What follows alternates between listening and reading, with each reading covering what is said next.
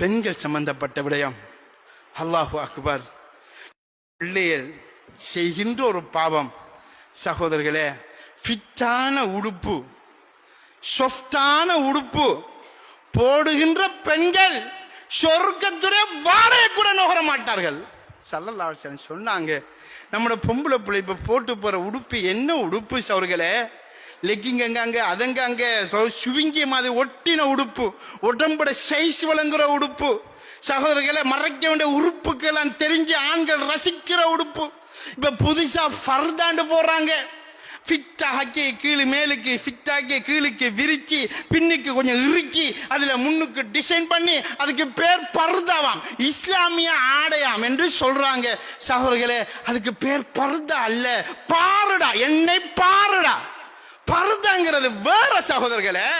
பாருடா, ரோட்டால போற பொடியமாரே, வாலிபர்களே, என்ற உடம்புட அமைப்பை பார்த்து ரசி என்று சொல்லுகின்ற ஆடை சவர்களே.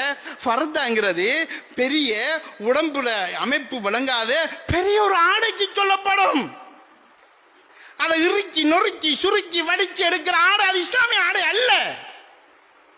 அல்லாஹ்வை பயந்து கொள்ள வேண்டும் சகோதரர்களே, அல்லாஹ்வின் நல்லடியார்களே. நாம் எல்லோரும் தௌபா செய்யணும், இதை பற்றி ஃபிக்ர் பண்ணணும்.